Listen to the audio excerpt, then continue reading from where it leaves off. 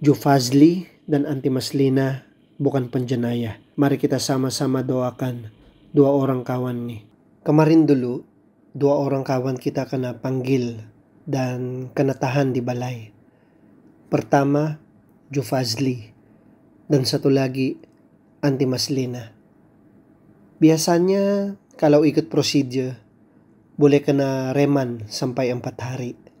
Tapi syukur, mungkin aku tidak pasti ya, mungkin di orang masing-masing kena jamin atau sebab peguam di orang cepat bertindak. Jadi di orang kena tahan 1 malam saja. Ramai orang komen semalam di posting saya, kata Joe Fazli sudah bebas. Betul, dia memang sudah keluar dan sudah bebas dari tahanan. Tapi itu cuma bebas sementara. Di orang dua nih masih kena hadap tuduhan di mahkamah. Joe Fazli kena hadap 5 tuduhan. Dan Anti Maslina pula kena 4 tuduhan. Tuduhan Anti Maslina jelas sudah, yaitu Section 500 Kanun Keseksaan, Section 233 Akta Komunikasi dan Multimedia, Section 203 Kanun Keseksaan, dan Section 15 Akta Kanak-kanak.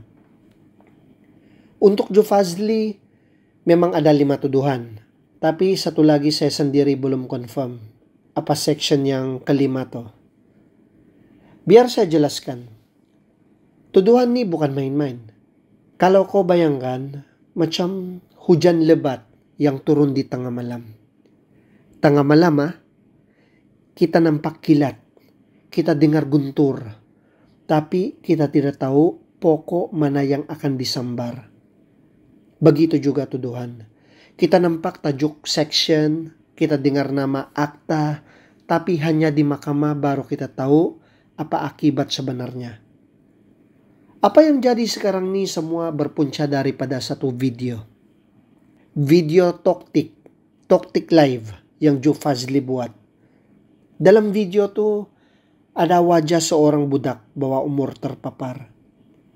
Itu juga yang jadi sebab kenapa Anti Maslina pun masuk sekali dalam hal ini.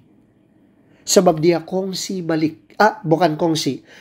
repost balik kandungan yang sama. Jadi sekarang dua orang ini kena tanggung berat yang besar. Saya ulang lagi ya, ini baru tuduhan, bukan sabitan. Dia orang berdua tidak bersalah selagi mahkamah belum jatuhkan keputusan. Oke? Kenapa cerita saya ini panjang sangat? Supaya kita semua ambil iktibar. Jangan main-main dengan apa yang kita kongsi. Kadang-kadang satu klik, satu share, boleh ubah seluruh hidup kita. Macam api kecil di dapur. Kalau jaga, boleh masak nasi. Kalau terlepas, boleh bakar satu rumah. Dan saya tambah lagi. Saya cerita nih bukan sekadar untuk Joe Fazli atau Anti Maslina saja. Tapi untuk kita semua. Biar semua orang, semua followers kita, semua kawan-kawan kita yang tengok video ini jadi sedar. Supaya tidak ada lagi orang lain yang akan lalui masalah macam ni. Atau kena tuduhan macam ni. Hanya karena satu posting atau satu perkongsian. Sekarang mari saya jelaskan apa tuduhan itu maksud dia. Section 233. Salah guna internet. Kalau posting dianggap menyakitkan hati, mengaibkan, atau ganggu orang lain, boleh kena denda sampai Rm50.000 atau penjara 1 tahun. Section 203. Kenyataan palsu pada penjawat awam. Kalau kau bagi info palsu atau sembunyikan fakta masa bercakap dengan polis atau pegawai kerajaan, boleh kena penjara sampai 2 tahun. Section 15. Akta Kanak-kanak. Ini paling berat. Kalau kau sedar atau kaitkan budak bawah umur dalam isu salah, boleh kena penjara sampai 5 tahun atau denda sampai 20.000. Section 500. Fitnah jenayah. Maksudnya kalau kau keluarkan kenyataan yang jatuhkan marwa orang, boleh kena penjara sampai 2 tahun atau denda. Contohnya, kalau kau cakap sesuatu tentang seseorang yang rosakkan reputasi dia, itu boleh dianggap fitnah. Tapi kalau contoh apa yang kau cakap itu memang fakta yang betul dan niat kau bukan untuk jatuhkan marwah, tapi untuk bagi orang awam tahu perkara penting, itu boleh jadi asas pembelaan. Dalam undang-undang, niat sangat penting. Kalau niat bukan untuk serang pribadi, tapi sekadar maklumat untuk keselamatan atau kepentingan umum, itu beza dia. Empat-empat nih kalau kita dengar memang berat. Tapi ingat, tuduhan bukan bermakna bersalah. Di orang masih ada peluang bela diri. Sekarang, saya mau kamu semua paham. Jufazli dan Anti Maslina bukan orang kaya. Proses guaman nih betul-betul, kamu tahu juga kan, peguam bukan murah. Jadi di orang ada buat video sendiri, minta bantuan. Lepas bebas sementara, Jufazli buat video, minta tolong sama rakyat Malaysia. Sama juga Anti Maslina, dia hantar video sama saya, minta tolong juga. Sebab kos peguam nih bukan sesuatu yang dia mampu tanggung sendiri. Saya tahu bila orang minta duit, ada orang jadi ragu-ragu, risaulah. Ada yang takut kena scam, itu betul. Memang kita kena berhati-hati. Jadi saya pesan, kalau kamu mau bantu, pastikan tengok betul-betul video resmi di orang. Account bank yang dipaparkan adalah account di orang sendiri. Jangan percaya kalau ada nomor account lain yang tiba-tiba muncul.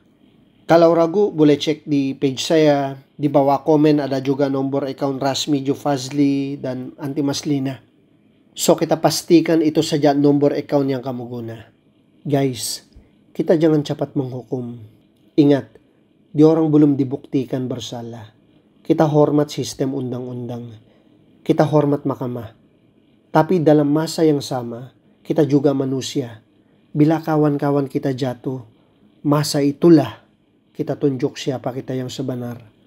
Sama ada kita biar di orang jatuh sendiri, atau kita hulur tangan, tarik di orang bangun balik.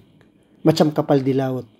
Bila ribut datang, layar boleh koyak, kapal boleh goyang.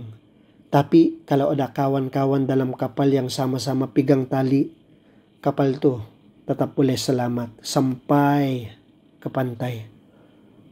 Jadi saya mohon, mari kita doakan dua orang nih.